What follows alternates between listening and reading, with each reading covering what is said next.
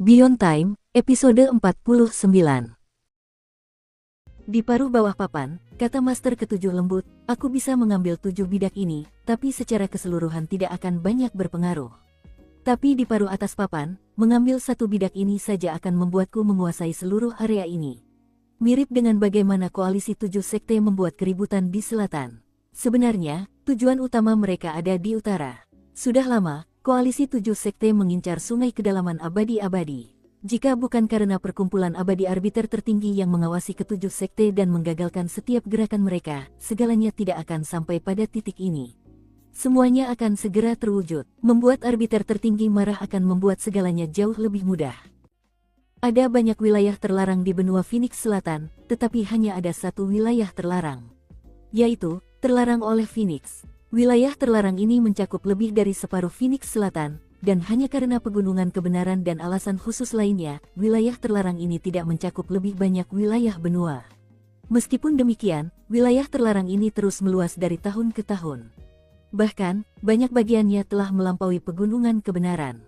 Jika keadaan terus seperti ini, maka dalam beberapa ribu tahun, seluruh Phoenix Selatan akan menjadi terlarang oleh Phoenix. Satu perbedaan besar antara wilayah terlarang dan tanah terlarang adalah penghuninya. Wilayah terlarang biasanya berisi binatang buas dan monster. Terkadang, mereka juga memiliki entitas misterius yang disegel di dalamnya. Namun, wilayah terlarang tidak menghasilkan spesies cerdas. Hanya tanah terlarang yang bisa menghasilkannya. Salah satu contohnya adalah Forbidden by the Zombie di Laut Terlarang. Di sanalah para sea zombie berasal, dan itulah mengapa mereka tinggal begitu dekat dengan Forbidden by the Zombie. Demikian pula, ada spesies yang terkait dengan Forbidden by the Phoenix. Catatan, saya ingin mengklarifikasi bahwa by the merupakan penyimpangan dari bahasa Mandarin, dan ada di sana untuk membuatnya ringkas dan sesuai dengan konteks linguistik yang saya inginkan. Nama tempat-tempat ini dalam bahasa Mandarin hanya menggabungkan Forbidden dengan Phoenix atau zombie, itu saja. Dengan kata lain, nama tersebut pada dasarnya berarti zombie terlarang tanah dan Phoenix terlarang tanah. Ini tidak berarti bahwa tempat-tempat tersebut secara harfiah dilarang oleh entitas atau makhluk atau benda atau kelompok tertentu, dan lain-lain. Kita lanjut ke alur ceritanya. Namun, karena Flame Phoenix bersahabat dengan manusia, spesies yang lahir di Forbidden by the Phoenix hidup harmonis dengan mereka. Di saat yang sama, bukan hal yang aneh bagi manusia untuk menjelajahi Forbidden by the Phoenix, entah untuk mendapatkan sumber daya, berburu binatang buas, atau semacamnya. Manusia biasanya akan membiarkan spesies cerdas itu sendiri, tetapi terkadang spesies tersebut bersedia berdagang dengan manusia. Begitulah asal mula terbentuknya bangsal hantu. Seperti yang tersirat dari namanya, bangsal hantu adalah kota bertembok tempat para hantu dan monster berkumpul untuk berdagang. Sejujurnya, penghuni bangsal hantu bukan hanya di Forbidden by the Phoenix. Banyak tanah terlarang yang dihuni makhluk seperti itu. Dari luar, bangsal hantu tampak tak jauh berbeda dari kota-kota biasa. Namun di dalam, penghuninya aneh dan mengerikan. Dan kebanyakan dari mereka adalah monster. Secara umum, mereka memperdagangkan barang-barang yang jarang ditemui manusia, dan sebagian besarnya merupakan jenis yin yang tidak sehat. Tujuan pertama Suking dalam Forbidden by the Phoenix adalah menemukan salah satu bangsal hantu. Bangsal hantu tidak memiliki lokasi tetap di Forbidden by the Phoenix. Mereka muncul dan menghilang secara acak. Menemukannya membutuhkan sedikit keberuntungan. Saat ini, Suking tengah menyelinap melewati Forbidden by the Phoenix bagaikan hantu, bergerak dengan kecepatan tinggi. Sesekali ia melompat ke udara dan sesekali berganti arah secara acak. Terkadang ia terbang ke puncak pohon dan mengamati sekelilingnya, dan terkadang ia menaburkan bubuk racun ke tubuhnya sendiri. Jika ada murid dari puncak pertama yang mengamati Suking di sini, mereka pasti akan takjub melihat betapa mudahnya ia bergerak. Alasan ia sesekali melompat ke udara adalah untuk menghindari binatang buas yang bersembunyi di tanah. Alasan ia mengubah arah secara acak adalah untuk menghindari bahaya seperti jaring laba-laba atau binatang buas yang sedang mengintai. Alasan ia terbang ke puncak pohon adalah untuk mengintai jalan di depan dan memastikan ia tidak terombang-ambing di hutan. Dan alasan ia tidak terbang adalah karena tidak ada tempat berlindung di langit, dan ia tidak tahu bahaya apa yang mungkin mengintai tanpa terlihat. Bahkan dengan tingkat kecakapan tempur Suking saat ini, ia tetap waspada seperti biasa saat bepergian di wilayah terlarang. Kewaspadaan seperti itu kini telah menjadi bagian dari darahnya, dan tak akan pernah hilang.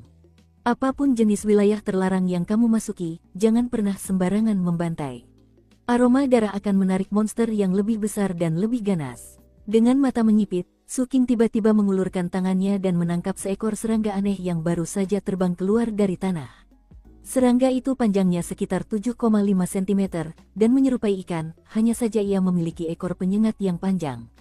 Serangga itu terbang terbalik dan bersiap menggunakan penyengatnya sebagai senjata untuk menusuk leher Su King.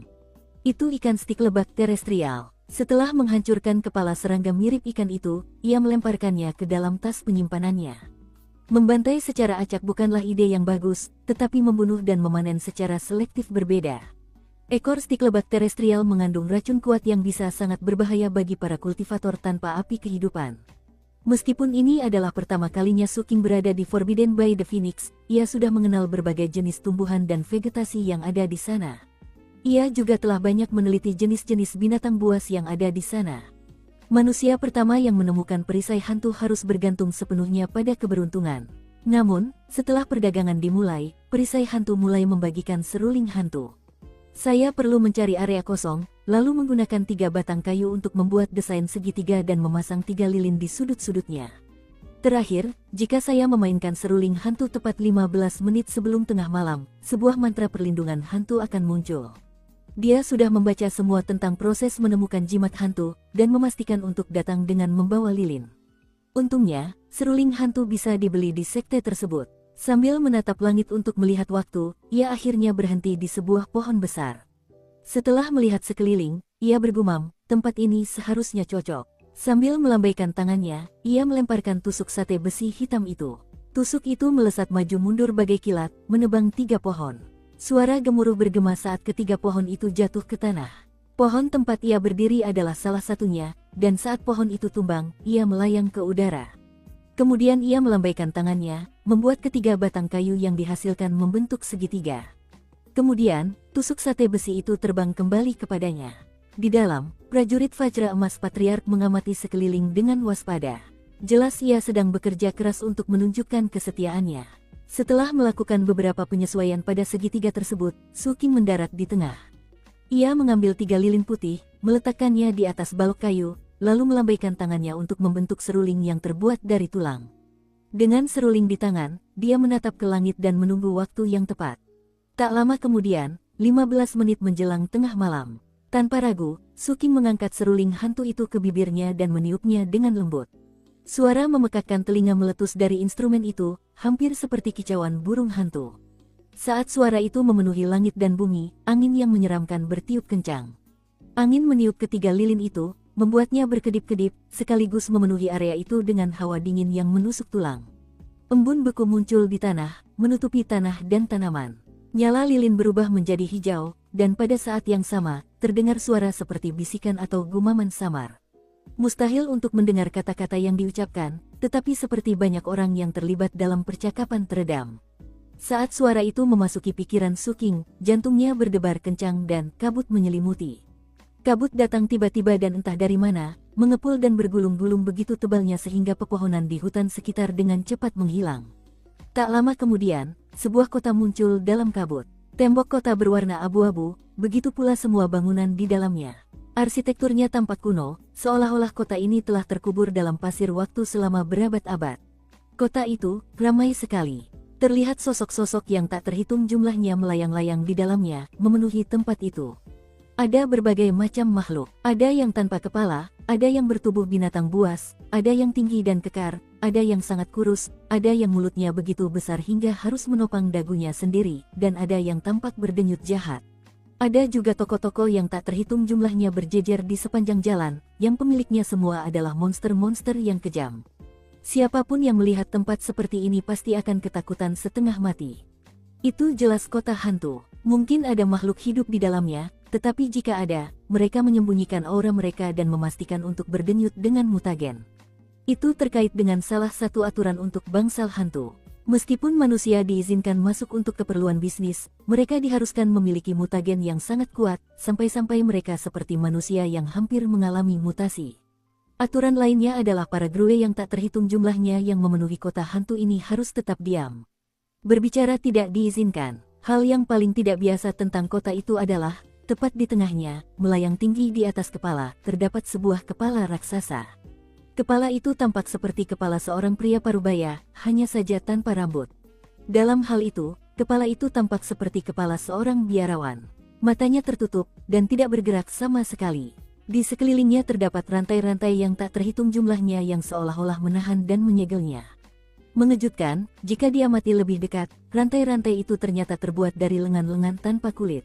Lebih jauh lagi, di masing-masing dari 4 gerbang kota, berdiri sosok-sosok besar kekar berkepala seukuran bayi, telanjang hingga pinggang, dengan pedang besar berkepala hantu sepanjang 15 meter tersandang di bahu mereka.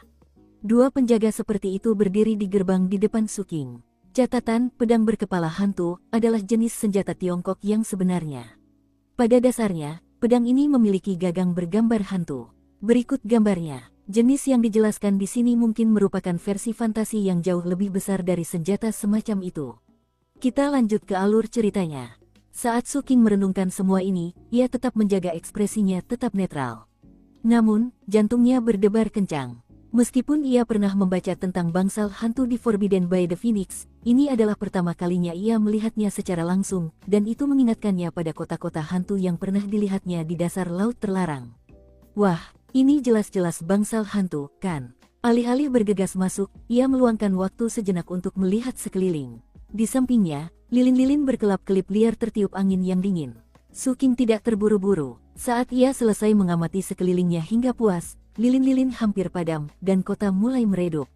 Saat itulah, ia mengulurkan tangan ke bayangannya dan menggambar mutagennya. Seketika, mutagen memenuhi dirinya, menyebabkan kulitnya menghitam, dan menjadi begitu kuat sehingga seolah-olah ia bisa bermutasi kapan saja. Ketika ia hampir dikelilingi oleh awan mutagen, ia mulai berjalan menuju bangsal hantu. Setiap langkah membawanya maju sekitar 9 meter, dan dalam waktu beberapa saat saja, ia mencapai gerbang kota. Ketika dia tiba, lelaki kekar dengan pedang di pundak mereka menatap ke arah Suking. Suking tidak berhenti berjalan. Ia hanya membiarkan mereka melihatnya saat memasuki kota. Setelah ia masuk, mereka mengalihkan pandangan.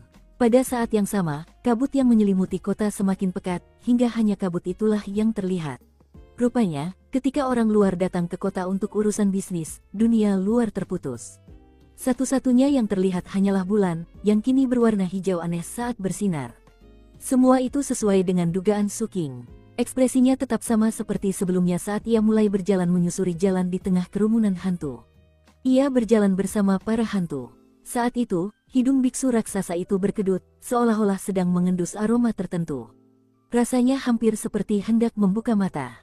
Di suatu tempat dalam Forbidden by the Phoenix, Suking berdiri di tengah-tengah segitiga kayu gelondongan, memandangi tempat di mana perisai hantu baru saja menghilang.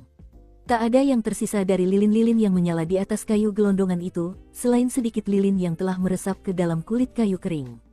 Dia mengirimkan sejumlah kekuatan Dharma ke dalam tas simpanannya, dan benar saja, barang-barang yang telah dibelinya masih ada di sana. Barang yang dibeli dari Ghostwood tidak bisa dibawa keluar di siang hari. Kamu hanya bisa menggunakannya di malam hari. Itulah yang ia pelajari dari penelitiannya tentang bangsal hantu. Memikirkan kembali semua yang terjadi di bangsal hantu itu, ia mulai berspekulasi tentang kepala biksu raksasa itu. Di situ disebutkan burung gagak emas, gumamnya. Ia hanya bisa menduga bahwa kepala biksu itu pasti berasal dari spesies non-manusia yang diasimilasi oleh gagak emas di masa lalu. Setelah memikirkannya sejenak, ia melangkah keluar dari segitiga kayu gelondongan dan mulai bergerak menyusuri hutan. Mengenai detail bangsal hantu dan kepala raksasa itu, dia selalu bisa kembali lagi nanti untuk menyelidiki lebih lanjut ketika dia sudah lebih kuat. Mengesampingkan masalah itu, dia melesat melewati pepohonan. Menemukan penangkal hantu hanyalah salah satu tujuan kedatangannya ke Forbidden by the Phoenix. Ia juga berharap bisa memanen beberapa binatang, tumbuhan, dan vegetasi beracun tertentu. Kalau semuanya lancar, mungkin kumbang-kumbangku bisa menembus hambatan perkembangannya. Dan kalau mereka tumbuh, itu akan membantu rencanaku untuk meracik pil racun tabu itu. Saat ia melaju menembus hutan, ia terus memperhatikan tanaman beracun yang ia butuhkan. Begitulah, satu hari berlalu. Terlarang oleh Phoenix jauh lebih aman di siang hari dibandingkan malam hari. Suking memastikan untuk tetap berada di dekat pinggiran. Hal itu, ditambah dengan kecakapan bertarung dan basis kultivasinya, memastikan bahwa meskipun ia bertemu beberapa monster, ia dapat mengalahkan mereka dengan mudah. Ia menemukan beberapa tanaman obat yang ia cari. Meskipun ia tinggal di lingkungan yang relatif aman, beberapa tanaman yang ia temui berbahaya. Menjelang sore, ia melihat padang rumput yang dipenuhi rumput merah cerah yang membuatnya merasa terancam. Rumput merah itu bergoyang-goyang dengan cara yang mengerikan, dan saat Suking melihat lebih dekat, dia menyadari bahwa setiap tangkai rumput itu diawasi, semuanya menatapnya dengan jahat. Suking menggigil, rasanya seperti kulitnya merinding. Ia mundur cepat, menyalakan api kehidupannya, dan menggunakan lampu kehidupannya untuk menangkal niat jahat itu. Setelah meninggalkan area itu, ia menunduk dan mendapati bahwa, tanpa sepengetahuannya, sebuah mata telah tumbuh di lengan bawahnya. Sebenarnya, itu setengah mata, karena belum selesai tumbuh. Dan mata itu belum terbuka. Namun, kelopak matanya terlihat jelas, begitu pula bulu matanya. Dan mata itu tampak persis seperti mata di bilah-bilah rumput merah itu. Sayangnya, bahkan api unggun pun tampaknya tak cukup untuk menghapus mata yang seperti lumpur itu. Dengan menggunakan bayangannya, Suking berhasil menghilangkan mata itu. Namun, begitu bayangannya kembali ke posisi normal, mata itu akan tumbuh kembali. Mata itu masih terus berkembang, dan Suking merasa hanya perlu beberapa hari lagi sebelum mata itu bisa terbuka. Ia tidak tahu apa yang akan terjadi ketika mata itu terbuka. Setelah mempertimbangkan beberapa saat, ia menggunakan Golden Crow Assimilates Myriad Spirits pada mata itu, dan berhasil mengasimilasinya. Terlarang Phoenix benar-benar tempat yang berbahaya, gumamnya. Setelah selesai dengan lengannya, ia memeriksa seluruh tubuhnya dengan saksama dan menemukan total 30 mata. Tak satu pun dari mereka hampir tumbuh sempurna. Malahan, sebagian besar hanyalah benih. Namun, yang membuat Suking merinding adalah mata itu tidak tumbuh di kulitnya, melainkan di organ dalamnya. Jika ia tidak meluangkan waktu untuk memeriksa dirinya sendiri dan menemukannya, dan mata itu selesai tumbuh dan terbuka, hasilnya pasti akan mengerikan. Untungnya, ia berhasil menghilangkannya dengan cara yang sama seperti yang pertama. Saat senja tiba dan kegelapan menyelimuti, ia semakin berhati-hati. Akhirnya, ia menemukan lubang pohon yang bisa ia gali untuk keselamatan. Aku sudah menemukan sebagian besar tanaman beracun yang kuinginkan. Sekarang aku tinggal menemukan binatang beracunnya. Ia tak berniat berada di tempat terbuka pada malam hari. Lagi pula, binatang yang ia cari bukanlah hewan nokturnal. Sambil menunggu tengah malam tiba, ia akan memberi makan kumbang-kumbangnya dengan racun yin yang tidak sehat yang telah dipanennya. Bersamaan dengan itu, ia membentuk formasi mantra di sekitar pohon, dan juga menyebarkan bubuk racun kemana-mana. Merasa aman, ia memejamkan mata untuk bermeditasi. Saat malam semakin gelap, dan ia mendengar teriakan-teriakan aneh di hutan, ia teringat kembali pada tahun-tahun lalu ketika ia bersembunyi seperti ini di kota yang hancur itu. Aku bertanya-tanya kapan aku akan cukup kuat, sehingga aku tidak perlu takut pada daerah terlarang dan tanah terlarang. Waktu berlalu dan tengah malam semakin dekat. Energi dingin memenuhi ruangan, dan saat Suking mengembuskan napas, uap putih mengepul dari mulutnya. Sudah lama ia tak merasakan dingin seperti ini. Suking selalu membenci dingin. Sejak mencapai tahap pendirian fondasi, basis kultivasi dan kemampuan bertarungnya cukup tinggi sehingga ia jarang merasa dingin. Namun malam ini, ia merasakannya lagi. Ada yang aneh di sini. Mata Suking berbinar-binar saat menyadari bahwa suhu di bagian lain tanah terlarang tidak sedingin di sini. Ia menyalakan api kehidupannya dan memasuki kondisi cahaya yang mendalam, lalu muncul dari lubang di pohon untuk melihat sekeliling. Seketika, wajahnya muram. Di kejauhan, di tengah hutan, kabut tebal menyelimuti, perlahan menyebar. Bangsal hantu yang sama yang ia kunjungi malam sebelumnya muncul tepat di hadapannya. Hanya saja, Suking belum menyiapkan kayu bakar atau memainkan seruling hantu. Tanpa ragu, ia mulai bergerak ke arah yang berlawanan. Namun, saat perisai hantu itu terbentuk, kepala biksu raksasa itu muncul, terbelenggu rantai yang terbuat dari lengan. Saat menoleh ke arahnya, kepala itu kembali berbicara dengan suara yang menggelegar bagai guntur. Seekor gagak emas mengasimilasi spesiesku. Semua gagak emas akan mati. Kepala itu menerjang ke atas, menyebabkan rantai lengan meregang semakin panjang. Namun, mereka tak mampu menahan kepala itu. Kepala itu terjulur ke depan, melesat keluar kota dan menghantam hutan di sekitarnya, meremukkan pepohonan, lalu berguling ke arah Suking seperti bola raksasa. Kepala itu berputar cepat, meremukkan pepohonan ke kiri dan ke kanan, menyebabkan rantai lengannya terpelintir dan terdistorsi. Di belakangnya, seluruh bangsal hantu bergetar dan berguncang. Pemandangan itu membuat pupil Suking mengecil, dan hatinya dipenuhi rasa krisis yang akan datang. Dengan api kehidupan dan lampu kehidupan menyala terang, dan gagak emas mendorongnya dari belakang. Ia melarikan diri secepat kilat. Di belakangnya, kepala yang menyerupai gunung itu terus menggelinding ke arahnya. Sementara itu, teriakan melengking terdengar dari kedalaman bangsal hantu saat tangan hantu yang tak terhitung jumlahnya terulur ke arah kepala. Dari kejauhan, Su King terlihat melarikan diri, dikejar oleh kepala raksasa, dengan rantai yang terentang kencang, dan tangan hantu yang mengejar kepala tersebut. Semua burung gagak emas, kepala raksasa itu melolong dengan marah. Sebaiknya, mati. Sambil meneriakkan kata-kata terakhirnya, ia melompat ke udara lagi, seolah berharap untuk menghantam Su King dan meremukkannya. Namun, pada titik ini, rantainya tak lagi bisa meregang, dan akhirnya, kepala itu pun berhenti. Tepat ketika lengan-lengan hantu itu hendak tiba dan mencengkeram kepala raksasa itu, ia mengeluarkan suara tawa mengerikan lalu meledak. Ledakan itu menyebabkan kepala raksasa itu berubah menjadi kepala-kepala kecil yang tak terhitung jumlahnya, yang berjatuhan ke tanah dan mulai mengejar Su King. Karena kepala-kepala kecil itu tidak terkekang oleh rantai, mereka bergerak dengan kecepatan luar biasa. Dalam sekejap mata, puluhan kepala itu berguling ke arah Su King dengan mulut menganga lebar. Su King berputar di tempat, matanya membara dengan niat membunuh. Pada saat yang sama, gagak emas di belakangnya melesat maju, dan tusuk sate besinya melesat menuju kepala-kepala itu.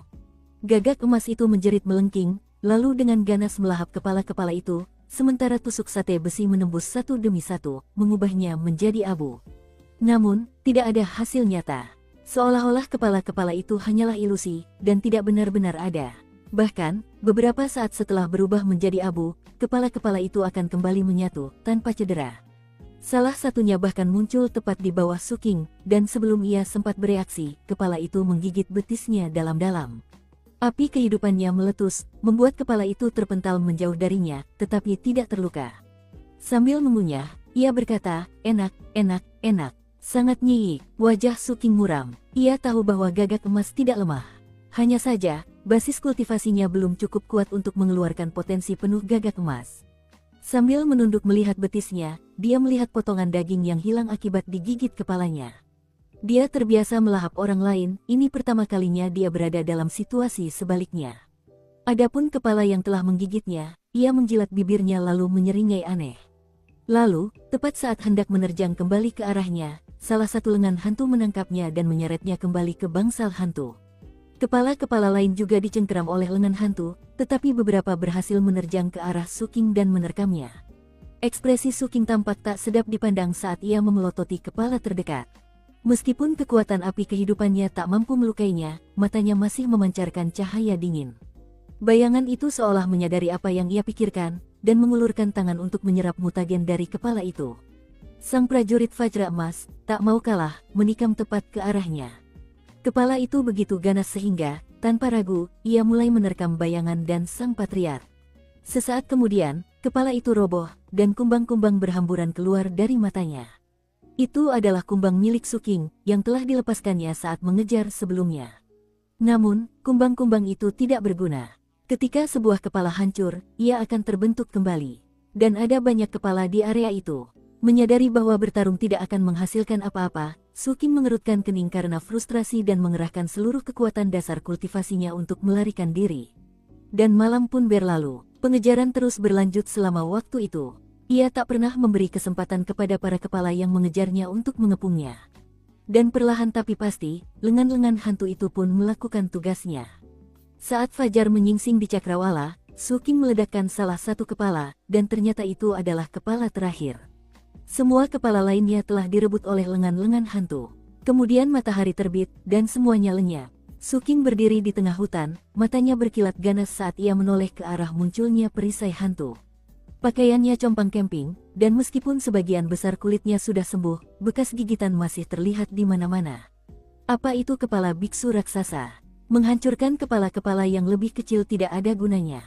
Mereka akan kembali lagi, hanya lengan hantu yang bisa mengendalikannya.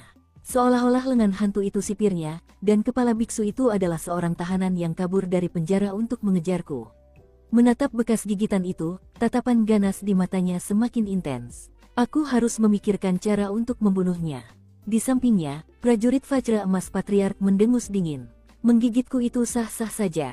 Tapi beraninya kepala raksasa itu menggigit Su si jahat. Habislah sudah. Saat langit mulai cerah, hutan kembali normal. Su King segera menemukan sebatang pohon dan memanjatnya. Di sana, ia duduk bersila untuk bermeditasi dan memulihkan diri. Hari sudah menjelang pagi ketika ia akhirnya membuka mata dan melihat ke arah tempat bangsal hantu itu muncul malam sebelumnya. Dengan mata membara karena kebencian, ia berdiri dan mulai berjalan menyusuri hutan. Ia tidak mencari hewan yang ia harapkan. Ia mencari sesuatu yang lain. Akhirnya, sekitar 1 jam kemudian, ia menemukan sebuah lembah. Memasuki kondisi cahaya yang mendalam, ia mengamati tempat itu. Dari atas, lembah itu berbentuk seperti huruf AO, dengan hanya 1 jalan masuk dan keluar. Setelah memastikan area itu kosong, Su King mengamati ketiga sisi lembah, lalu melancarkan pukulan tinju ke sebuah batu besar di dekatnya. Sebuah ledakan terdengar saat batu besar itu meledak, meninggalkan sebuah gua besar. Su King mengamati sekeliling lebih lanjut, lalu melakukan hal yang sama beberapa kali lagi. Tak lama kemudian, ia telah menggali beberapa lusin gua di dinding lembah. Selanjutnya, ia melakukan hal yang sama di dasar lembah. Setelah menghitung waktu, ia memasuki salah satu gua, lalu mengeluarkan sebuah kotak besi dari tasnya. Kotak itu tak lain adalah kotak harapan berisi pil racun tabu. Ia membuka kotak harapan itu dan meletakkannya di dalam gua. Seketika, aura pil racun mulai menyebar. Su King terbang kembali dan mulai menumpuk puing-puing dari batu-batu besar yang hancur ke dalam pintu masuk gua, menciptakan dinding. Meskipun puing-puing itu tidak dapat sepenuhnya menutup pintu masuk gua, berdasarkan apa yang diketahui Su King tentang pil itu, selama tidak ada angin kencang, aura pil itu akan tetap berada di dalam gua setidaknya selama 1 hari. Akhirnya, ketika hanya tersisa sebagian kecil dinding yang harus diselesaikan, Su King melambaikan tangannya. Kotak harapan itu terbang keluar, dan ia segera menyegel gua tersebut, lalu pindah ke gua berikutnya. Rencananya adalah mengisi setiap gua dengan aura pil racun tabu, dan dengan demikian, memenuhi seluruh lembah. Ia melanjutkan pekerjaannya. Di sampingnya, prajurit Vajra Emas Patriark mengamati Su King, dan matanya perlahan dipenuhi kilatan jahat. Dalam hati, ia merenung bahwa memprovokasi orang saja sudah cukup buruk, tetapi memprovokasi Su si jahat itu sungguh ide yang buruk. Dengan cara seperti itu, waktu berlalu. Malam tiba, dan menjelang tengah malam, Su King menyelesaikan pekerjaannya.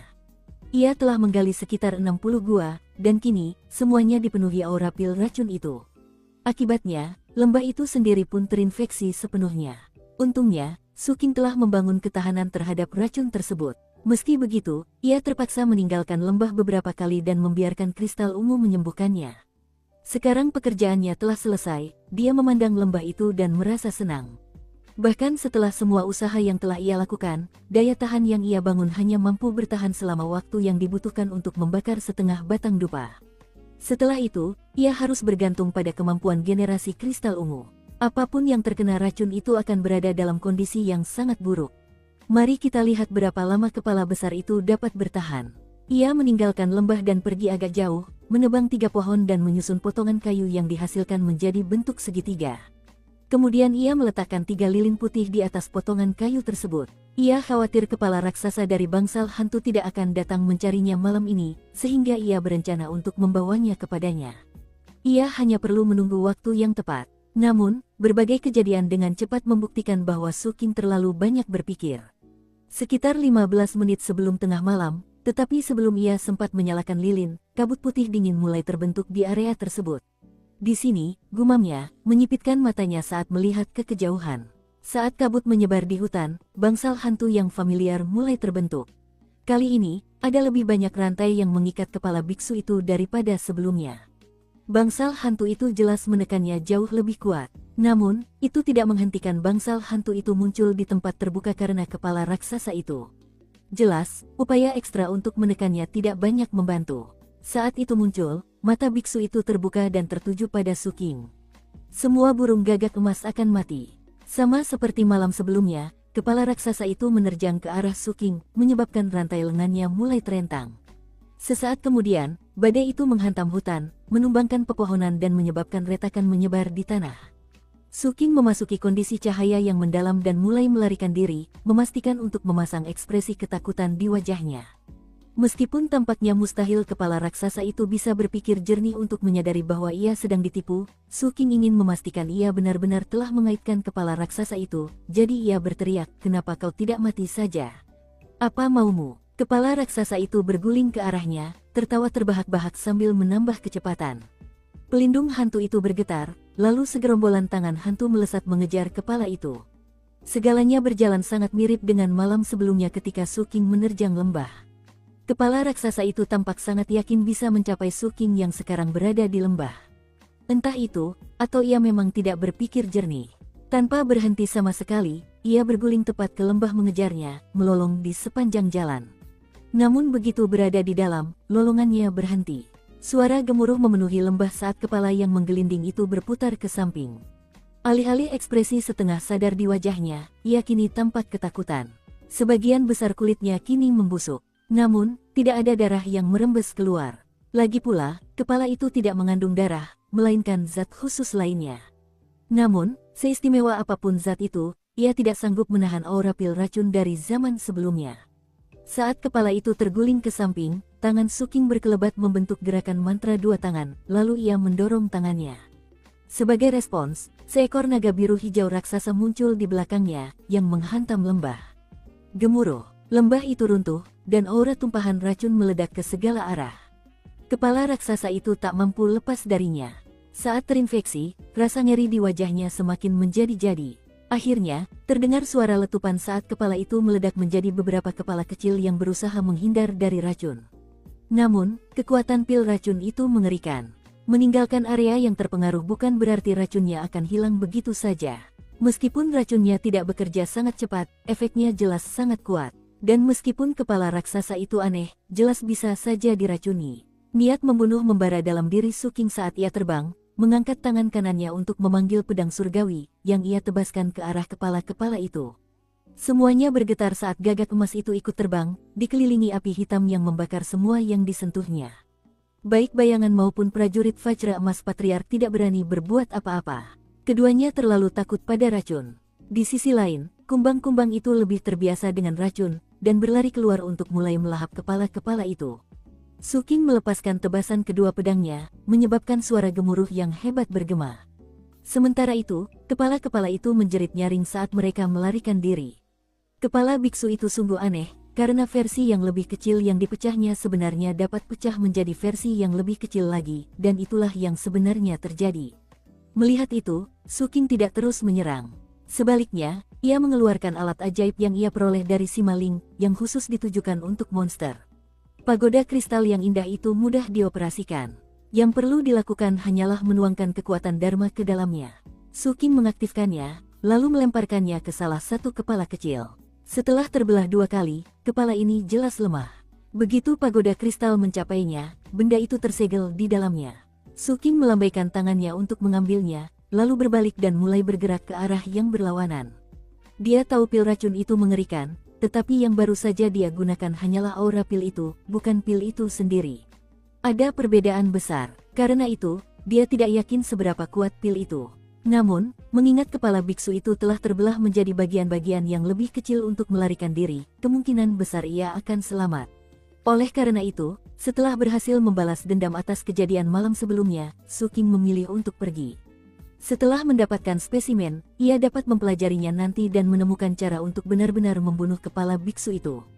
Mungkin suatu saat nanti aku akhirnya bisa mempelajari isi pil racun tabu itu, aku bisa menggunakannya untuk membunuh benda itu. Sambil menekan niat membunuhnya, dia berjalan menuju kejauhan.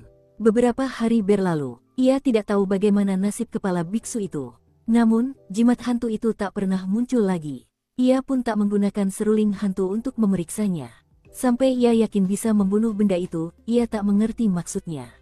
Namun, ia mengeluarkan potongan bambunya dan mengukir kepala biksu di atasnya.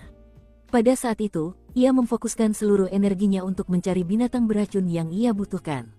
Metode pencariannya sederhana. Ia membiarkan bayangannya menginfeksi binatang lain dengan mata bayangan, yang memungkinkannya memperluas area pencarian. Seiring berjalannya waktu, upaya pencariannya membuahkan hasil yang baik, dan ia menemukan semua binatang beracun yang ia butuhkan. Pada saat yang sama, ia menggunakan racun yang dibelinya, ditambah racun yang sedang dipanennya, untuk terus-menerus mengubah kumbang-kumbangnya. Berkat itu, kumbang-kumbang itu semakin kuat. Namun, setiap transformasi membutuhkan waktu lebih lama, jadi Su King berpikir untuk pergi ke kuil Tao Maha Luas di reruntuhan, dengan harapan mendapatkan lebih banyak pencerahan dari pedang tunggal Maha Luas. Tepat saat dia memikirkan itu, bayangannya mengirimkan beberapa gejolak emosi yang menggembirakan kepadanya. Idiot dekat, tolong puji. Bodoh, tanya Suking terkejut. Tuanku, kata sang patriark, menyatu di tempat terbuka. Bayangan kecil mencoba mengatakan salah satu mata bayangannya melihat si idiot dari puncak pertama di suatu tempat di dekat sini. Sepertinya dia sedang merencanakan sesuatu. Sang patriark kebetulan tidak menjelaskan apa yang dimaksud bayangan itu dengan tolong puji. Kau ingin Sujahat memujimu?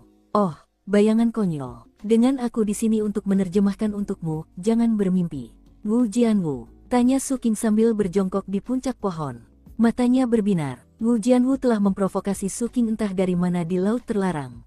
Kemudian, ia tampak sangat takut pada Suking, dan sama sekali tidak tampak mengancam. Bahkan, ketika Suking membunuh pelayan Wu Jianwu berinisiatif untuk membayar denda. Setelah memikirkannya, Suking memutuskan tidak perlu menemui Wu Jianwu. Sebaliknya, ia akan langsung pergi ke kuil Tao Taiwu. Kecuali kemudian dia bertanya, apa yang sedang dia lakukan. Bayangan itu membentang menjadi beberapa bentuk berbeda. Rupanya, pemandangan yang dilihatnya melalui mata bayangannya terlalu rumit untuk disampaikan dengan mudah, sehingga akhirnya bayangan itu terbagi menjadi beberapa gambar berbeda. Ada sekitar selusin gambar, dan semuanya menggambarkan binatang buas dari berbagai jenis. Setiap binatang buas berbeda, tetapi semuanya memiliki satu kesamaan, perut mereka yang membuncit. Kemudian bayangan itu menciptakan gambar Wu Jianwu, duduk di samping salah satu binatang buas dan mengusap perutnya. Suking tidak terlalu penasaran dengan apa yang sedang dilakukan Wu Jianwu, tetapi setelah melihat gambar-gambar ini, dia benar-benar terkejut. Di sampingnya, prajurit Vajra Emas Patriark tersentak dan berkata, ada apa ini? Apa yang dilakukan si idiot itu? Dan apa yang terjadi dengan perut binatang-binatang itu? Apa mereka hamil? Jiwa sang Patriark menggigil, dan ekspresinya menunjukkan ketidakpercayaan yang mendalam. Tuanku, haruskah kita memeriksanya lebih dekat? Aku punya firasat, si idiot itu sedang merencanakan sesuatu yang besar. Suking memikirkannya. Ia bukanlah orang yang mudah penasaran, tetapi gambar-gambar itu begitu aneh sehingga ia tak kuasa menahan keinginan untuk melihatnya sendiri. Pimpin jalan. Bayangan itu dengan bersemangat menunjuk ke arah yang dituju. Suking segera mengikutinya, dan mereka pun menghilang ke dalam hutan. Tak lama kemudian, Suking mendapati dirinya memandangi sebuah gunung. Gunung itu ternyata merupakan salah satu cabang pegunungan kebenaran yang membentang hingga ke terlarang oleh Phoenix.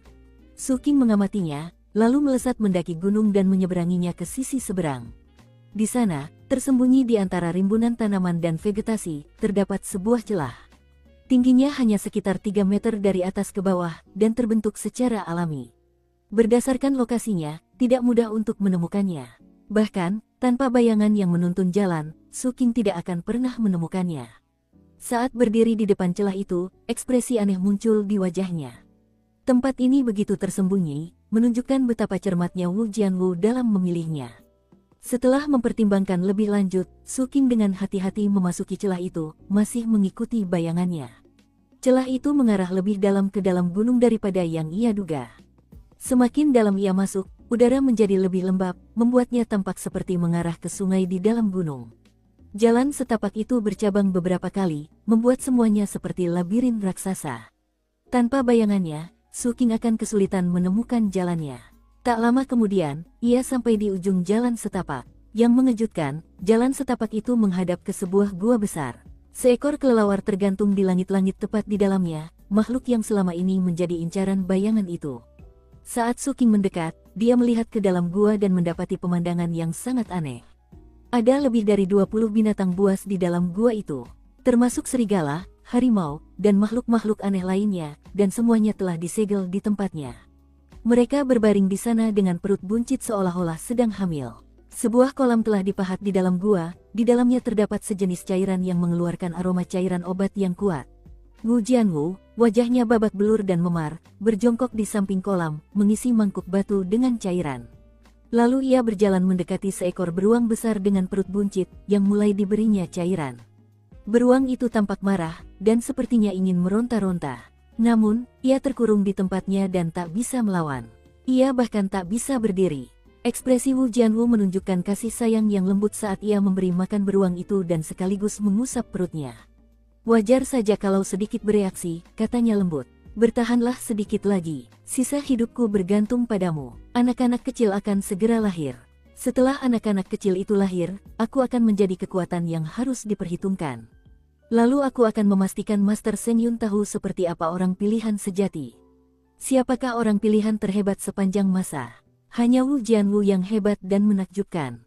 Cara Wu Jianwu menggertakkan giginya tampaknya membuat beruang itu ketakutan, dan ia pun semakin meronta untuk melepaskan diri. Wu Jianwu menepuk-nepuknya pelan. Baik-baiklah sekarang, katanya, memastikan suaranya tetap tenang. Jangan meronta-ronta, itu tidak baik untuk anak-anak kecil. Anak-anak kecil itu harus lahir tanpa hambatan.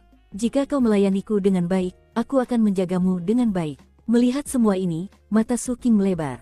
Di sampingnya, prajurit Vajra Emas Patriark tiba-tiba mendapat inspirasi, dan mengeluarkan selembar batu giok untuk mencatat apa yang terjadi.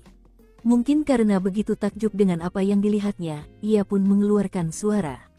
Peristiwa itu, pada gilirannya, menyebabkan Wu Jianwu menyadari ada orang lain yang hadir, dan dia berbalik dengan ekspresi ganas di wajahnya.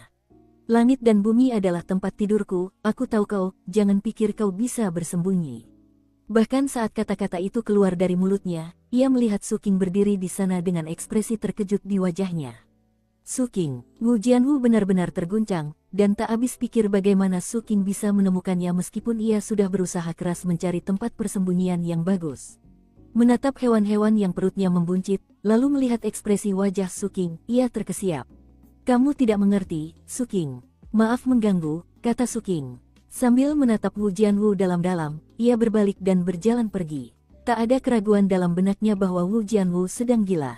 Melihat reaksi itu, Wu Jianwu tiba-tiba menjadi gugup dan takut sehingga dia lupa sama sekali untuk berbicara dalam puisi. Dia berlari mengejar Su King sambil berteriak, Su King, ini tidak seperti yang kau pikirkan. Wu Jianwu merasa cemas sekaligus terhina. Sejak mendapatkan botol itu dari kotak harapan, ia sudah lama depresi. Namun, ia tidak pernah bisa membuangnya.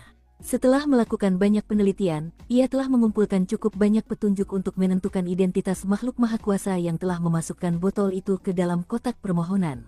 Ia adalah seorang kultivator non-manusia yang merupakan pengikut kaisar kuno Dark Serenity.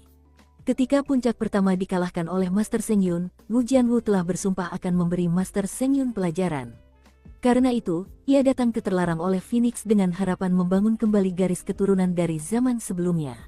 Alasan ia tidak ingin melakukannya di sekte adalah karena ia harus menjaga harga diri. Dan tentu saja, ia khawatir orang-orang di sekte akan salah paham tentang apa yang sedang terjadi. Ia juga harus waspada terhadap mata-mata. Karena itulah, ia datang ke lokasi rahasia ini, tempat yang tak mungkin ia duga akan ditemukan oleh Su King. Jika Su King kembali ke sekte dan menyebarkan rumor tentang apa yang telah dilihatnya, Wu Jianwu tahu reputasinya akan hancur. Ia bisa membayangkan semua orang di sekte menatapnya. Pikiran itu membuat kulit kepalanya gatal begitu hebat hingga rasanya ingin meledak. Melihat Su King tak kunjung menyusul, ia berseru, aku yang bayar, Su King. Jangan bilang siapa-siapa, setiap orang punya cara hidupnya masing-masing, balas Su King. Tidak apa-apa, bukan begitu. Wajah Wu Jianwu hampir memerah saat dia berteriak, aku akan memberimu 300.000 batu roh. Su King baru saja melangkah keluar dari celah dan menuju gunung ketika mendengar itu. Ia berhenti di tempatnya. Sesaat kemudian, Wu Jianwu bergegas keluar dari celah dan menyodorkan setumpuk catatan roh ke arah Su King. Ambil saja, Su King. Kau harus mengambilnya. Kalau tidak, aku tidak akan pernah bisa tenang. Ini benar-benar tidak seperti yang kau pikirkan. Aku. Su King mengambil catatan spiritual itu dan mengangguk dengan sungguh-sungguh. Aku tidak melihat apa-apa, namun Wu Jianwu masih tampak khawatir. Apa yang kau lakukan di Forbidden by the Phoenix, Su King? Kalau butuh bantuan, bilang saja. Mencari zat beracun. Mendengar itu, Wu Jianwu langsung berkata, zat beracun. Hei, aku tahu daerah ini seperti punggung tanganku. Aku bisa membantu. Itu tidak perlu. Su King berbalik untuk pergi. Jangan pergi, Su King. Tunggu di sini sebentar. Gunung ini punya tempat dengan racun yang persis seperti yang kau cari. Aku akan memanennya untukmu. Setelah itu, ia bergegas kembali ke celah itu. Dia benar-benar akan memanen racun untuk Su King. Tanpa itu, dia tidak akan bisa tenang. Bahkan, dia tidak menunggu balasan dari Su King. Karena terburu-buru, dia tidak menyadari bahwa sebuah mata kini melekat pada bayangannya dan mengawasi setiap gerakannya. Su King menatap bayangannya, yang dengan cepat menciptakan sebuah gambaran untuk dilihatnya. Bayangan itu menggambarkan Wu Jianwu yang panik bergegas kembali ke gua. Kemudian, bayangan itu memperlihatkan Wu Jianwu menyelam ke dalam kolam dan berenang ke kedalamannya menuju sebuah terowongan. Ia masuk ke dalam terowongan, lalu muncul di area terbuka yang luas. Ada sebuah danau besar di sana. Namun, bayangan itu menggambarkan danau itu tampak seperti wajah manusia. Dan cara cairan itu mengalir, tampak kental. Setelah sampai di danau, Wu Jianwu menggali sesuatu, menaruhnya di mangkuk batu, lalu berbalik. Bayangan yang tergambar tidak terlalu lengkap, sehingga Su King bingung harus menyimpulkan apa. Akhirnya, Wu Jianwu kembali. Apakah ini yang kau cari, Su King? Wu Jianwu menyerahkan mangkuk batu itu padanya. Su King mengamatinya, dan matanya menyipit. Di dalam mangkuk itu terdapat sesuatu yang tampak beku. Tampak cair, namun sebenarnya bukan cair. Warnanya biru, kristal, dan memancarkan aroma harum.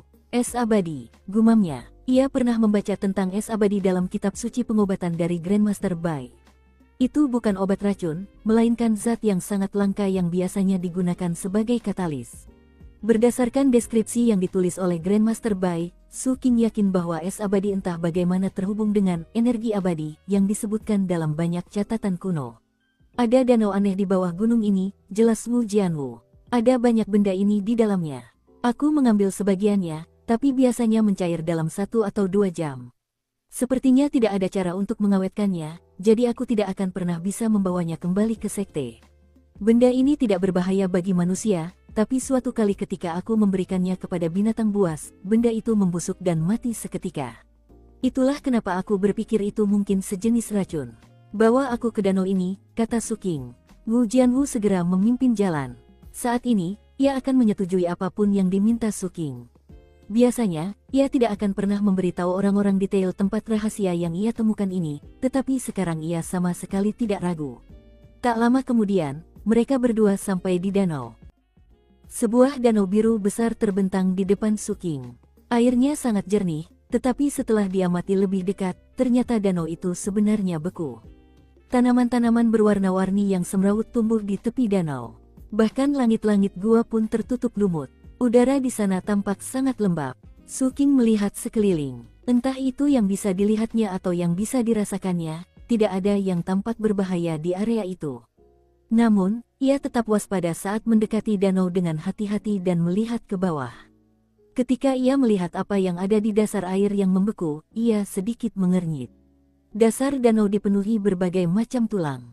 Ada tulang laki-laki dan perempuan, semuanya manusia, dan mereka berserakan di mana-mana, seolah-olah menjadi pengingat akan suatu peristiwa tragis. Saya menemukan tempat ini secara tidak sengaja, kata Wu Jianwu. Tampaknya khawatir Su King mungkin salah paham tentang niatnya. Ia melanjutkan, saya sudah beberapa kali ke sini dan tidak pernah menemukan sesuatu yang berbahaya. Tulang-tulang di sana tidak mengandung mutagen apapun. Su King mengangguk. Setelah mengamati danau lebih dekat, Su King teringat kembali deskripsi es abadi dari kitab suci pengobatan Grandmaster Bai dan menyadari bahwa zat beku di sini sedikit berbeda dari deskripsi yang ia kenal. Itu lebih harum. Aroma harum itu semakin kuat semakin dekat ke tepi danau. Rasanya manis, bahkan lembut, semakin lama aroma itu tercium di hidung, semakin busuk baunya. Itu tidak sesuai dengan apa yang pernah dibacanya tentang es abadi. Dugaan Su King adalah bertahun-tahun yang lalu, sebelum berubah menjadi wujudnya saat ini, tempat ini dulunya adalah kolam biasa yang dipenuhi energi abadi. Kemungkinan besar, danau ini memang seperti deskripsi dalam naskah kuno, yaitu terbentuk oleh energi abadi. Namun, selama proses transformasi menjadi es abadi, sesuatu yang berbeda terjadi. Mungkin ini adalah jenis es abadi yang bermutasi. Su King tidak yakin dengan rincian pastinya, tetapi dia yakin hal ini layak untuk diteliti lebih lanjut. Ia baru saja akan mulai mengumpulkan beberapa spesimen ketika ia melihat sesuatu di dasar danau dan mengembuskan napas kaget. Api kehidupannya menyala, dan basis kultivasinya meletus dengan kekuatan, menyebabkan lautan api menyebar di sekelilingnya. Mata Wu Jianwu melebar, dan dia mundur beberapa langkah, tidak yakin apa yang sedang terjadi. Ada apa? Sementara itu, Su King memfokuskan kekuatan api kehidupannya ke matanya, membuatnya berkilau lebih terang daripada bintang saat ia menatap danau. Di antara tulang-tulang dan puing-puing di dasar danau terdapat sebuah batu yang tampak sangat familiar baginya. Menyadari tatapan Suking, Wu Jianwu segera berkata, "Apa yang kau lihat? Apa ada sesuatu yang bagus di bawah sana? Sayang sekali danau ini begitu aneh. Aku tidak berani masuk ke dalamnya. Dulu aku berpikir untuk mencoba mengambil tulang-tulangnya, tapi aku tidak." Tiba-tiba, batu yang familiar bagi Suking itu menggeliat, lalu melesat keluar dari danau seolah-olah telah digenggam oleh tangan tak terlihat. Meneteskan air, batu itu melesat ke arahnya dan melayang tepat di depannya. Wu Jianwu tersentak. Setelah mengamatinya dengan saksama, Suking menyadari mengapa benda itu terasa familiar baginya. Benda itu memiliki aura pedang tunggal maha luas. Hebatnya, batu ini mengandung resonansi ilahi dari pedang tunggal maha luas. Penasaran, Suking mengambil batu itu. Sekitar waktu yang sama, bayangannya kembali padanya. Bayangan itulah yang ia gunakan untuk mengambil batu itu dari danau. Menengok kembali ke danau, kini terlihat bahwa, terkubur di tanah di bawah tempat batu itu sebelumnya berada, terdapat sebuah prasasti batu. Saat air beriak, lumpur di atas prasasti batu itu bergerak, memperlihatkan beberapa kaligrafi dan sebuah gambar. Suking mengamati lebih dekat. Waduk pemandian abadi kerajaan berdaulat Valet dan Qian. Saat Wu Jianwu membaca kaligrafi itu, ia berseru kaget. Suking juga tercengang. Kemudian, pandangannya beralih dari kaligrafi ke gambar, yang ternyata adalah peta benua Phoenix Selatan. Kerajaan berdaulat Valet dan Qian telah diidentifikasi. Tentu saja, wilayah itu sekarang disebut Tanah Valet. Peta itu juga menunjukkan lokasi waduk pemandian abadi. Dan tak jauh darinya terdapat lokasi lain, Istana Putra Mahkota.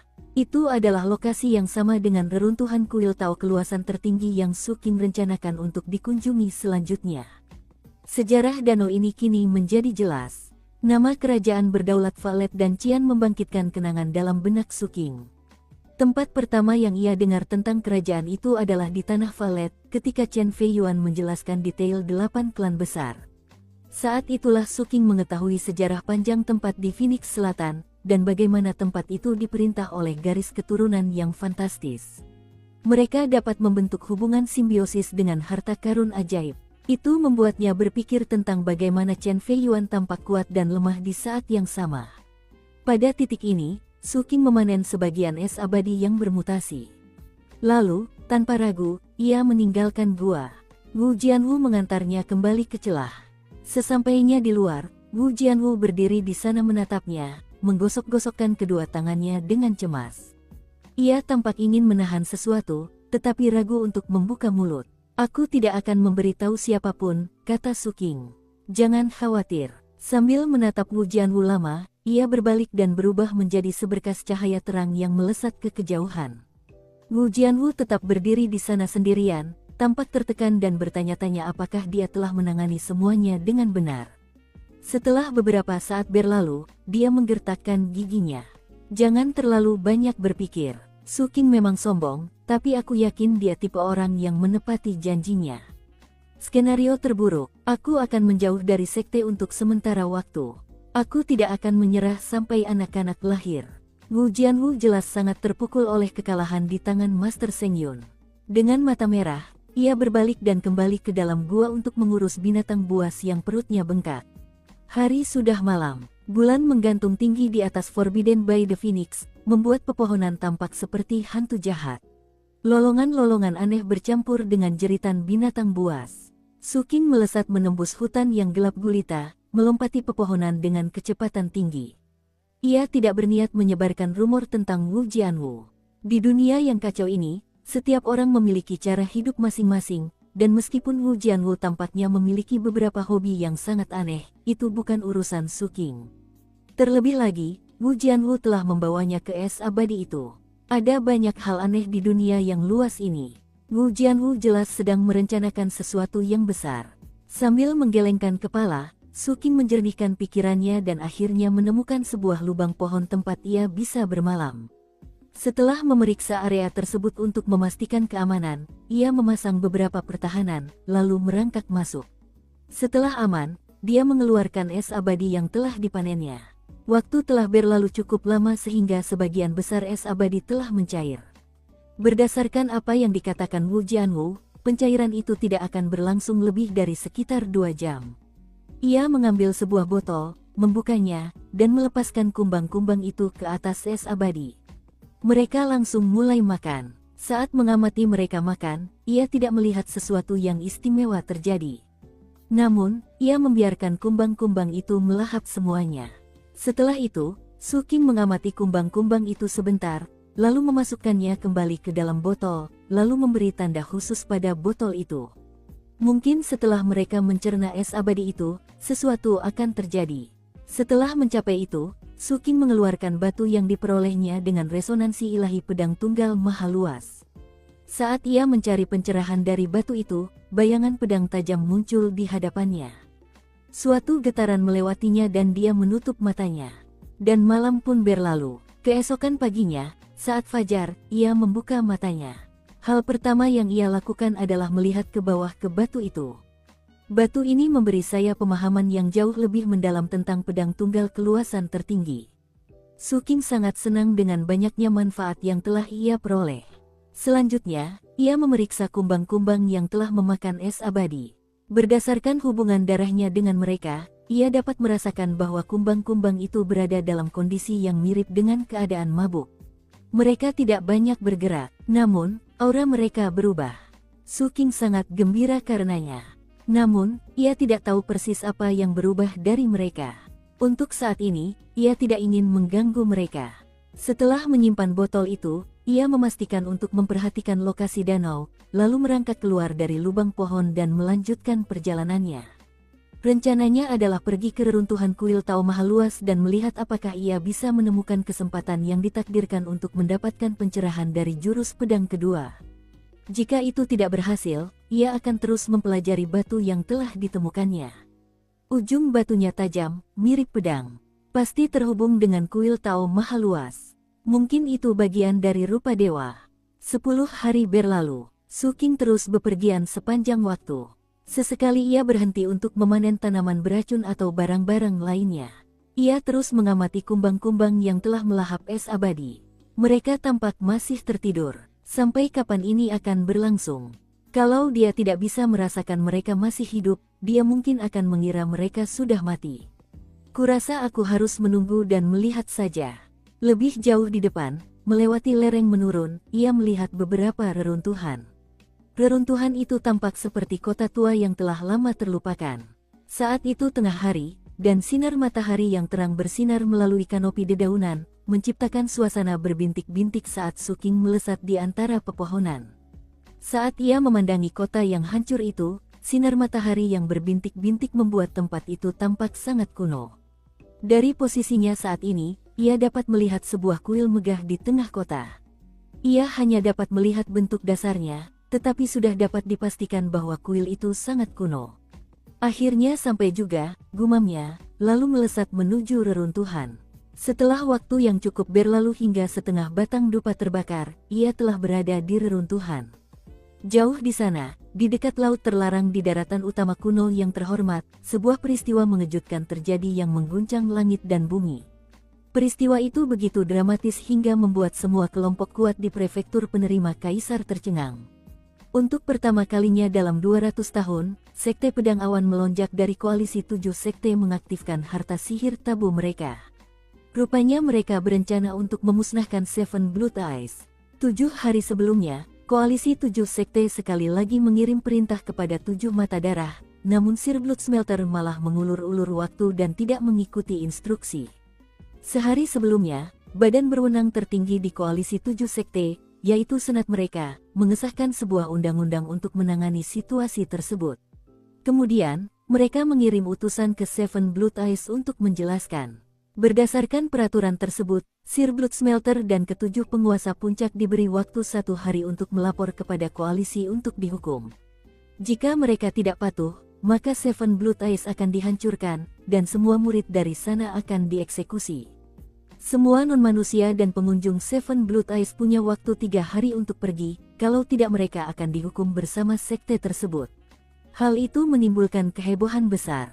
Banyak pengunjung non-manusia berkemas dan pergi, begitu pula semua orang yang datang dari koalisi 7 sekte. Sedangkan bagi 7 mata darah, segalanya tiba-tiba terasa sangat tidak stabil, dan semua orang gemetar ketakutan. Keesokan harinya, ketika Sir Blood Smelter masih menolak mengikuti perintah, koalisi 7 sekte menjadi murka, dan Sekte Pedang Awan melonjak melepaskan harta sihir tabu mereka. Seberkas cahaya merah darah melesat dari koalisi 7 sekte, membubung ke udara dan menciptakan benih berwarna darah. Lalu, melesat ke utara. Kecuali, Seven Blood Eyes berada di selatan, bukan utara. Di dalam prefektur penerima kaisar, terdapat pegunungan dan sungai yang berpotongan dan membagi prefektur menjadi timur, barat, selatan, dan utara. Pegunungan tersebut disebut Pegunungan Keselamatan Penengah Tertinggi, dan sungainya disebut Sungai Kedalaman Abadi. Pegunungan Keselamatan Arbiter Tertinggi menghubungkan selatan dan utara, sementara Sungai Kedalaman Abadi menghubungkan timur dan barat. Di tengah, tempat keduanya bertemu, yang juga merupakan pusat prefektur penerima kaisar, terdapat sebuah sekte. Sekte itu adalah Sekte Arbiter Muda. Sekte Arbiter Muda tidak banyak berhubungan langsung dengan perkumpulan Arbiter Abadi Tertinggi. Namun, semua orang tahu bahwa Sekte Arbiter Muda didirikan oleh perkumpulan Arbiter Abadi Tertinggi untuk mengendalikan koalisi 7 sekte, semacam Antek. Markas besar Sekte Arbiter Muda adalah bendungan raksasa yang menghalangi anak sungai dari Sungai Abadi-Abadi yang seharusnya mencapai pelabuhan koalisi 7 sekte. Sumbatan tersebut menyebabkan kesulitan bagi koalisi 7 sekte dalam membersihkan mutagen dari energi roh dan berdampak negatif yang besar bagi koalisi. Bagi koalisi 7 sekte, Sekte Arbiter Muda bagaikan tulang ikan yang tersangkut di tenggorokan. Mereka telah berulang kali meminta agar bendungan dibuka, tetapi perkumpulan Arbiter Abadi Tertinggi selalu turun tangan dan mengajukan tuntutan yang keras. Koalisi 7 sekte tidak dapat menargetkan Sekte Arbiter Muda secara militer kecuali mereka yakin dapat mengalahkan mereka secara instan. Jika tidak, upaya semacam itu akan gagal. Terlebih lagi, karena keseimbangan kekuatan yang rapuh, mustahil untuk meningkatkan kekuatan harta sihir tabu tanpa membuat semua orang curiga. Kelompok-kelompok lain di daerah itu sangat senang melihat manusia saling bertarung dan melakukan segala cara untuk menimbulkan masalah. Ketika Sekte Pedang Awan melonjak memperkuat harta sihir tabu mereka dan menggunakannya untuk menciptakan benih berwarna darah, mereka sebenarnya sedang mengincar Sekte Arbiter Muda. Benih berwarna darah itu bergerak dengan kecepatan luar biasa, menembus jarak yang sangat jauh dan mendarat tepat di tengah-tengah Sekte Arbiter Muda. Koalisi 7 sekte jelas-jelas berpura-pura maju di satu jalan sementara diam-diam menempuh jalan lain. Meskipun tampaknya ketegangan dengan Seven Blood Eyes semakin meningkat, kenyataannya itu hanya tipuan. Mereka hanya butuh alasan untuk mengaktifkan tabu mereka, dan dengan demikian menyingkirkan tulang ikan yang tersangkut di tenggorokan. Begitu benih berwarna darah itu mendarat, sebuah pohon darah raksasa yang mengerikan tumbuh di tengah-tengah Sekte Arbiter Muda.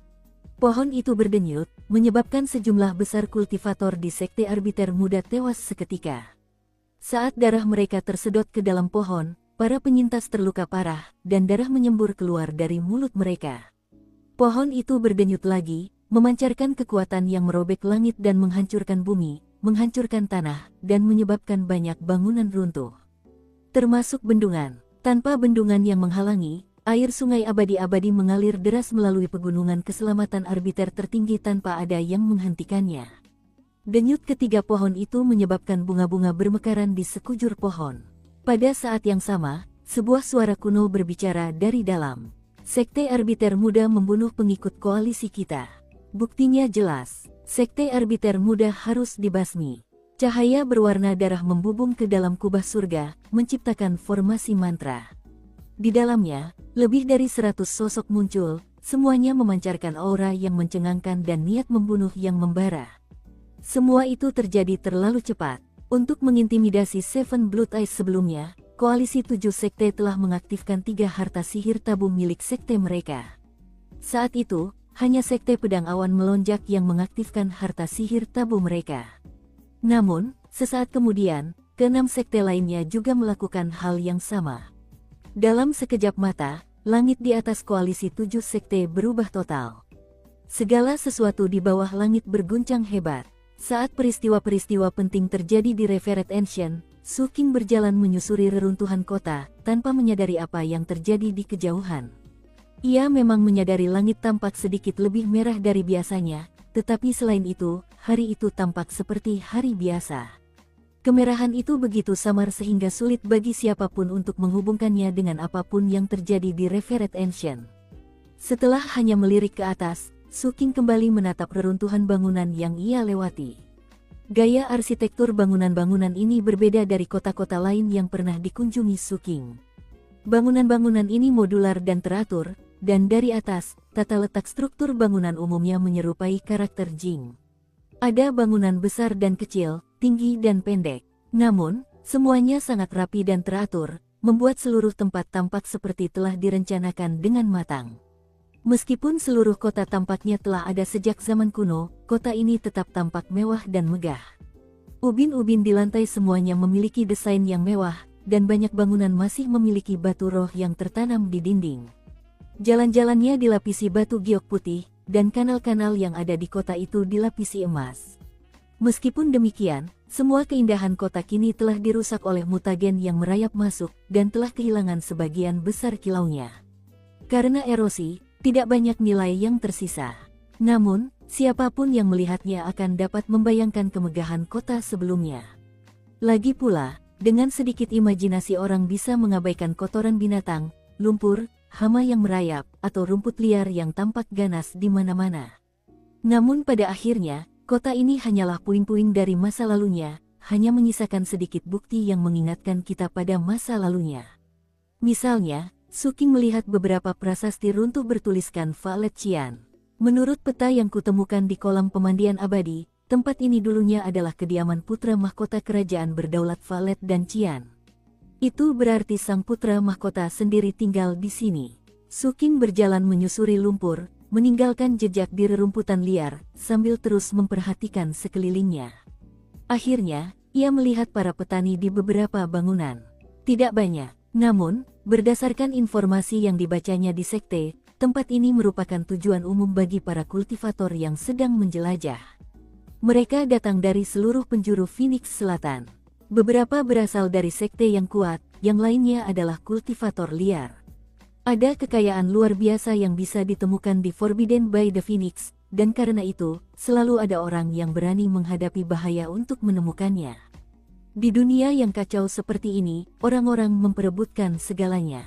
Hal itu terutama berlaku bagi orang-orang dari sekte dan organisasi kecil, atau kultivator nakal. Satu-satunya cara bagi mereka untuk meningkatkan basis kultivasi dan kemampuan bertarung adalah melalui pertumpahan darah. Dan untuk itu, mereka harus mempertaruhkan nyawa. Para kultivator dari sekte besar juga mengalami kehidupan yang sama pahitnya. Namun, berbeda bagi mereka yang berada di posisi lebih lemah. Reruntuhan ini telah berada di sini begitu lama sehingga relatif aman. Dan itulah sebabnya tempat ini menjadi semacam tempat peristirahatan bagi para kultivator yang berburu di Forbidden by the Phoenix. Su King menarik perhatian ketika ia tiba. Namun, kebanyakan orang hanya meliriknya lalu mengalihkan pandangan. Para kultivator yang datang ke tempat ini adalah orang-orang yang berhati-hati dan selalu waspada terhadap orang lain. Hal itu sangat sesuai dengan kepribadian Su King. Sambil berjalan, ia selalu waspada terhadap bahaya dari segala arah. Ia juga mulai bergerak semakin cepat. Tak lama kemudian, ia melihat sebuah kuil yang tampak familiar di depannya. Gaya arsitekturnya berbeda dari bangunan-bangunan lainnya. Kuil Tao Keluasan Agung berbentuk lingkaran. Bahkan, jika dilihat langsung dari atas, kuil itu tampak seperti lingkaran sempurna di tengah reruntuhan. Jelas sekali bahwa kuil itu dulunya merupakan bangunan yang menakjubkan. Catatan, saya sudah mengunjungi banyak kuil di Tiongkok, dan menurut pengalaman saya, kuil dengan arsitektur melingkar jarang ditemukan. Mungkin kuil melingkar yang paling terkenal adalah kuil surga di Beijing yang bentuknya seperti ini. Saya tidak tahu apakah itu yang dimaksud penulis dalam kasus ini, tetapi mungkin saja. Kita lanjut ke alur ceritanya. Su King mengamati kuil dengan saksama saat ia mendekat. Dari kejauhan, ia bisa melihat puluhan kultivator dari berbagai spesies berkumpul di luar kuil. Beberapa dari mereka berkumpul dalam kelompok 2 atau 3 orang. Yang lainnya berkelompok sendiri-sendiri. Meskipun semuanya duduk bersila di luar kuil, mereka dapat melihat ke dalam. Sebagian besar dari mereka berada di lingkaran besar kondensasi Ki, tetapi beberapa adalah kultivator pendirian fondasi tanpa nyala api kehidupan. Ada dua lelaki tua yang tampaknya berada di level 1 nyala api. Meskipun level mereka relatif tinggi, masuk akal bagi mereka untuk berada di sini, karena masih mungkin bagi mereka untuk mencapai pencerahan pedang tunggal maha luas. Jika mereka berhasil, mereka akan mencapai surga dalam satu lompatan dan membuat kemajuan yang luar biasa. Di sisi lain, tampaknya aneh bagi orang-orang di lingkaran besar kondensasi Ki untuk berada di sini. Namun, setelah mengamati mereka, Su King menyadari kenyataan yang ada. Ketika ia tiba, banyak orang di kerumunan menatapnya dengan penuh keserakahan dan kebencian. Namun, setelah merasakan auranya, mereka mengalihkan pandangan dengan waspada. Pada saat yang sama, terlihat sisa-sisa jasad yang membusuk dan layu di semak-semak di sekitarnya. Ini adalah kuil Tao keluasan tertinggi, tempat seseorang bisa mendapatkan pencerahan pedang tunggal keluasan tertinggi. Namun, kuil ini juga dilarang oleh Phoenix, tempat yang lemah menjadi mangsa yang kuat, dan orang-orang yang tidak bermoral dan kejam merajalela. Mengingat betapa terkenalnya kuil-kuil Taois Supreme Fastness, bukan hal yang aneh bagi para kultivator untuk datang berkunjung. Jika mereka cukup kuat, mereka akan baik-baik saja. Tetapi jika tidak, mereka akan mati di sini dan kehilangan segalanya. Terlepas dari bagaimana orang-orang di luar kuil menampilkan diri, jelas bagi Su King bahwa mereka ada di sana untuk tujuan jahat. Menyadari semua itu, dia terus berjalan. Banyak orang di luar kuil saling berpandangan, tetapi tak satu pun berani mendekatinya. Orang-orang yang berkemah di lokasi seperti ini jelas akan datang dengan persiapan matang, dan mereka semua tahu bahwa Su King bukanlah orang yang bisa diremehkan. Saat Su King mendekati kuil, ia melihat patung-patung di dalamnya yang tampak familiar sekaligus aneh. Duduk bersila di depan salah satu patung dewa itu adalah Master Seng Yun. Jubah emasnya begitu mempesona, begitu pula payung berkilau yang melayang di atas kepalanya. Matanya terpejam, dan ia memancarkan aura dingin yang membuatnya seolah-olah ia merasakan semua emosinya berlebihan. Su King berhenti di tempatnya, dan kewaspadaannya semakin meningkat. Ia tidak terlalu memperhatikan Master Seng Yun di sekte, dan terkejut mendapati Master Seng Yun di sini sedang mencari pencerahan. Meskipun basis kultivasi Su King tinggi, ia lebih suka terlibat konflik karena tahu ia bisa menghancurkan lawannya. Jika ia tidak yakin akan hal itu, ia lebih suka menghindari pertarungan. Meskipun lampu kehidupan Master Seng Yun begitu memikat, setelah berpikir sejenak, Su King memutuskan tidak baik untuk mencoba merebutnya dengan paksa. Lebih lanjut, ia memutuskan bahwa alih-alih masuk ke kuil, ia akan mencari tempat di luar di mana ia bisa melihat patung itu, dan mencoba mencari pencerahan dari sana. Sayangnya, pohon mungkin menginginkan ketenangan, tetapi angin tidak akan mereda. Guru Seng Yun memperhatikannya. Ia membuka mata dan menatap Su King tanpa ekspresi di luar kuil, tatapannya bagaikan dua bilah pedang. Tanpa sepatah kata pun, ia melambaikan tangan kanannya. Seketika, udara di depannya beriak dan terdistorsi, mengirimkan fluktuasi ke segala arah. Saat debu beterbangan, sebuah pedang batu terbentuk di hadapannya. Pedang itu berdenyut dengan energi yang luar biasa, dan menyemburkan percikan energi pedang yang mendesis saat mendarat di tanah dan membentuk alur. Di luar kuil, kedua lelaki tua berapi satu itu tampak terkejut dan mulai mundur. Mereka tahu betul bahwa, mengingat tingkat kekuatan mereka sendiri, mustahil mereka bisa melawan seseorang yang mampu membentuk pedang dari ketiadaan seperti itu. Satu pukulan saja kemungkinan besar akan membunuh mereka. Para kultivator lain di area itu juga mundur secepat mungkin. Pada saat yang sama, pedang di pelipis berputar hingga ujungnya mengarah ke Su King. Kemudian, pedang itu melesat ke arahnya. Pedang itu menembus udara dengan suara menderu melengking, meninggalkan jejak fluktuasi saat menuju ke dahi Su King. Ekspresi Su King berubah muram saat ia mengulurkan tangan dan menjentikkan pedang dengan jari telunjuk kanannya. Terdengar bunyi pop dan pedang batu itu roboh, pecahan-pecahannya berjatuhan ke tanah di depannya. Gelombang kejut meledak, merobek rumput liar dan menerbangkan debu kemana-mana. Untungnya bagi petani lain di daerah itu, mereka bereaksi cukup cepat sehingga mereka berhasil terhindar dari ledakan itu. Saat tanah berjatuhan kemana-mana, Su King menatap dingin ke arah kuil, ke arah Master Seng Yun. Untuk apa itu? Tanya Su King. Ekspresi Master Seng Yun tetap sama seperti sebelumnya, seolah semua ini berjalan sesuai keinginannya. Jika dia ingin melakukan sesuatu, dia akan melakukannya. Jika dia ingin membunuh seseorang, dia akan membunuhnya. Baginya, manusia dari Phoenix Selatan sama sekali tidak layak untuk dipikirkan.